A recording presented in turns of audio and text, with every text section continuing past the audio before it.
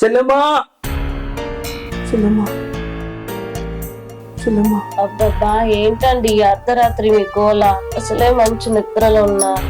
చెల్లె మన ఇంటికి వచ్చినట్టు కల వచ్చింది నాకు. ఓ కలొచ్చిందా?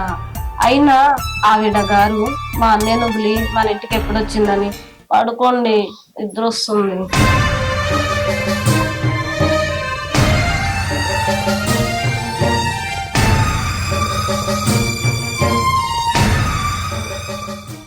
మంచిగున్నావా గీత? మంచిగా ఉన్నా వదిన, మంచిగా ఉన్నాను. అయ్యో వదినే అని అంత మర్యాద ఏం పిలవక్తి, భవానీ అని చాలు.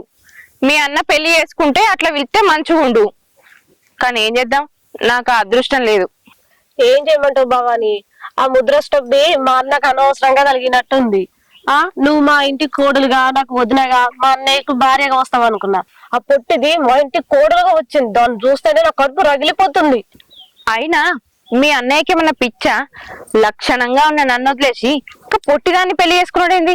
నాకు ఇంకా కూడా అర్థమైతలేదు. అవును భవాని, ఆ మాయలాడి ఏ మాయ మాటలు చెప్పిందో ఏమో, మా అన్ననైతే మొత్తం మీద లొంగ తీసుకుంది. అది మా ఇల్లు నాశనం చేయడానికే అది మా ఇంట్లో అడుగు పెట్టింది. అవుగాని మీ వదిన మళ్ళా కడుపుతోటున్నదట కదా? ఉండకపోతే ఏం చేస్తుంది భవాని? దానికైనా పనా పాటనా? సంపాదించి పెట్టడానికి మా అన్న ఉన్నాడు కదా, దానికేమో కని పెట్టడానికి అది ఉంది. ఇంకా 10 మంది పిల్లలు కనమన్నా కనడానికి సిద్ధంగా ఉంటది. అది కాదు గీత నా బాధ. నీకేమో పిల్లలు పుట్టరని చెప్తివి, మీ వదిననేమో డజన్ మంది పిల్లల్ని గాని ఇంట్లో గిర్ర గిర్ర తిరుగుతుంది. నీకేమో పిల్లలు లేకపాయే. నేనే కాదు గీత, చుట్టుపక్కల చూసేటోళ్ళు కూడా ఏమనుకుంటారు చెప్పు? పిల్లలు లేరు, ఏం లేరు, గొడ్రాలు అనుకుంటారు. అదే నా బాధ. అవును భవాని, నువ్వు అనేది నిజమే. ఆ అవమానాన్ని నేను భరించలేనమ్మా. అదే గీత, నువ్వు ఆ అవమానాలు పడద్దంటే నువ్వేదో ఒకటి చేయాలి. నీకేదన్నా సలహా కావాలంటే నన్ను అడుగు, నేను చెప్తా. నిజమే భవాని, ఈ రోజు నువ్వు నాకు దేవతలాగా వచ్చి కళ్ళు తెరిపించు. ఈ రోజు నుంచి నేను అదే పనిలో ఉంటా. నేను దేవతని కాదే, మీ పాలిట దయ్యాన్ని. మీ కుటుంబాన్ని సర్వనాశనం చేసేదాకా నేను ఊరుకోను.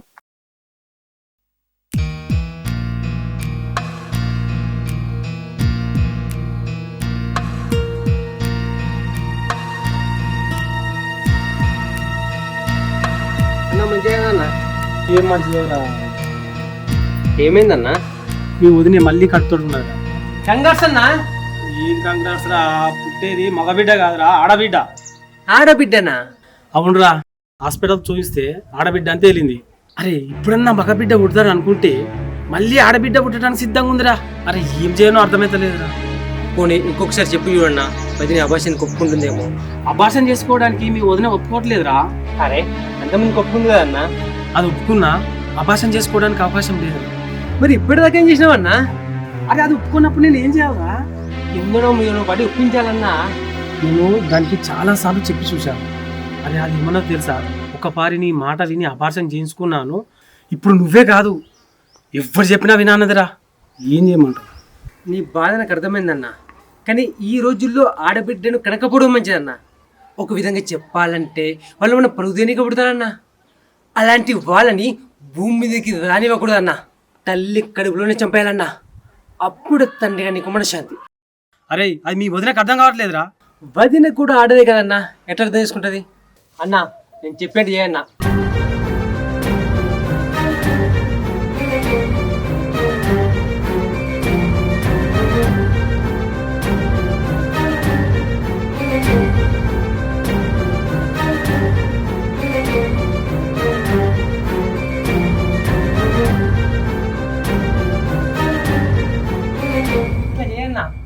తమ్మి మంచి ప్లాన్ చెప్పినావు తమ్మి, నువ్వు చెప్పినాడే చేస్తా. నేను నువ్వు చెప్పినాడే చేస్తా, నువ్వు చెప్పినాడే చేస్తా. జై నువ్వు జై.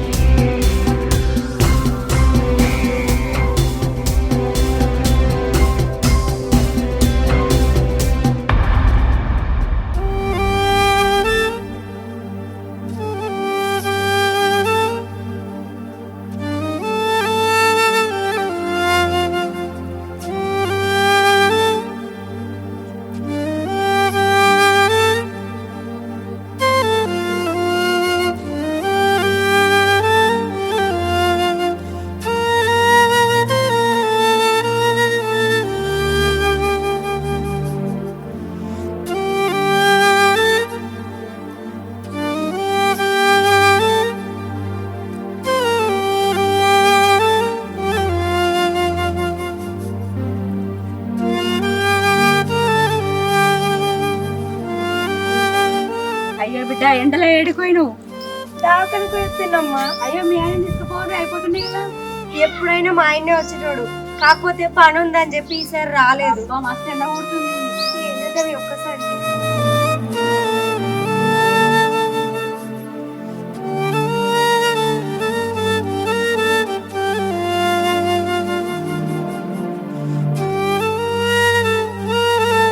హలో అక్క, ఇటు పోయినావే? హాస్పిటల్కి పోయినా. దమ్ము బాగా తీస్తున్నావు, కొన్ని నీళ్ళలాగా అక్క.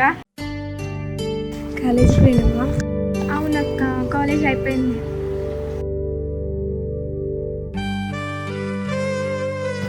మంచిగా చదువుకో. సరే అక్క.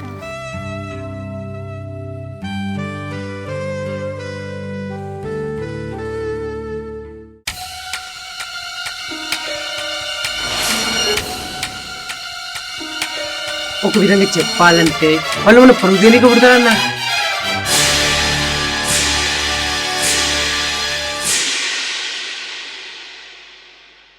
ఈ రోజుల్లో ఆడబిడ్డను కనకపోవడం మంచిదన్నా. తల్లి కడుపులోనే చంపేయాలన్నా, అప్పుడు తండ్రిగా నీకు మనశ్శాంతి. ఏంటండి గట్లున్నారు?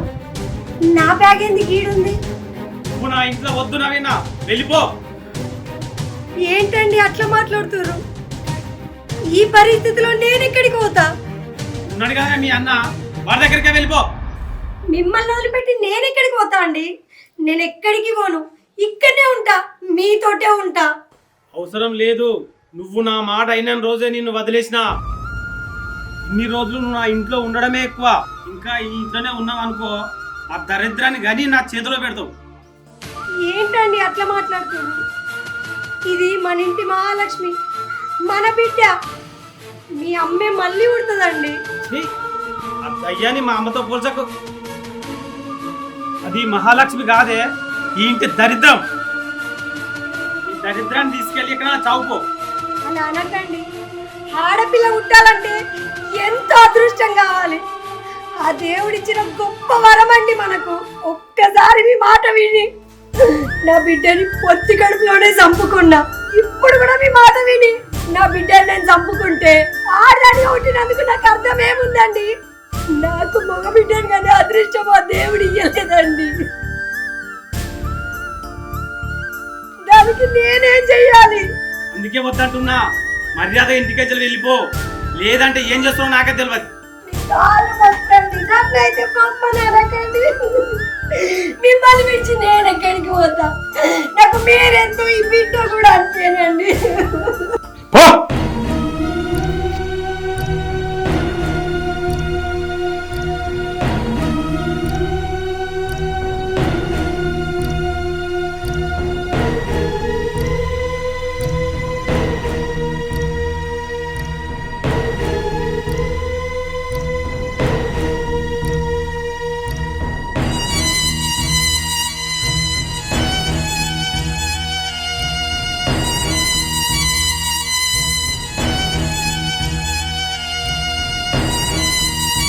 నీకు ముందే చెప్పాను, ఆడబిడ్డ అయితే ఇంట్లో వద్దని.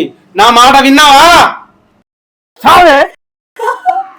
వద్దండి, మీకు దండం పెడతా, నేను వెళ్ళిపోతా. నా బిడ్డనే చేయకండి అమ్మా. వెళ్ళిపోతాను, అమ్మా.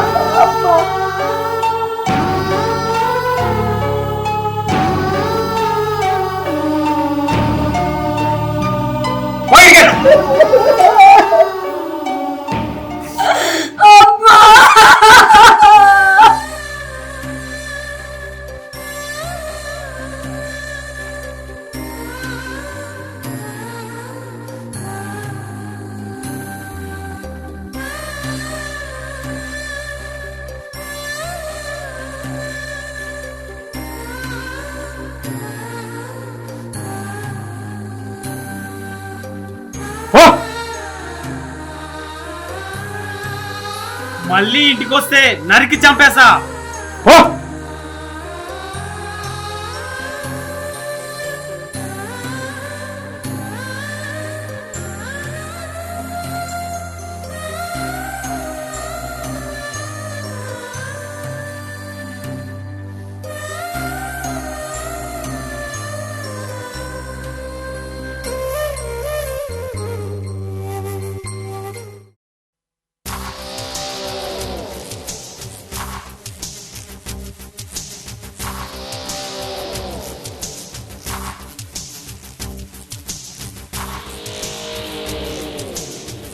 అక్క ఏంద్రా తమ్మి నువ్వు బాగా హుషారుగా కనబడతాను. ఏంది ముచ్చట? నేను చెప్పింది విన్నావనుకో నువ్వు ఎగిరికి ఎంత ఇస్తావు అక్క? ఏంద్రా నువ్వు అనేది? ఇంతకు ముందే ఆ మోహన్ గారిని కలిసానక్క. ఆడబిడ్డ అంటే అసహ్యం కలిగేలా చేశానక్క అవన్నీ. రెచ్చగొట్టి పంపించానక్క అవన్నీ. తమ్ముడు నువ్వు చెప్పేది నిజమారా? నిజమక్క. వాడు వెళ్ళిన విధానాన్ని చూస్తే దాన్ని చంపేయాలి లేదా మెడపట్టి బయటికి గంటేయాలక్క. ఈ రోజు ఈ రెండింట్లో ఏదో ఒకటి జరుగుతుందక్క. ఖచ్చితంగా ఏదో ఒకటి జరుగుతుందక్క. నువ్వు చూస్తా ఉండక్క, ఏదో ఒకటి జరుగుతుంది. అరే తమ్ముడు నువ్వు చెప్పే మాటలు ఏంటంటే నా రోమాలన్నీ నిక్క కొడుతున్నాయిరా. ఈ అక్క కోరిక తీర్చినందుకు నీకేమిచ్చినా తక్కువేరా. అక్క మన పగ ఇంతటితో తిరగలేదక్క. వాళ్ళ ఫ్యామిలీ ఇంతకింత అనుభవించాలక్క. రోడ్ల మీద అడుక్కు తిరగాలక్క. అయ్యా అయ్యా వావా అంటూ అడుక్కు తిరుగుతుంటే మనం ఎంజాయ్ చేయాలక్క. ఎంజాయ్ చేయాలి.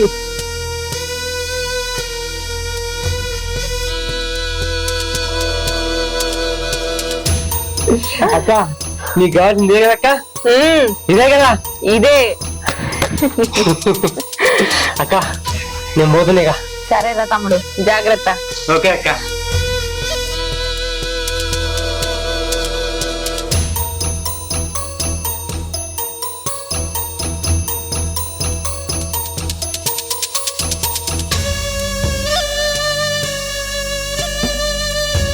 వీడన్నట్టే వాళ్ళ బతుకులు రోడ్ల మీద పడాలి.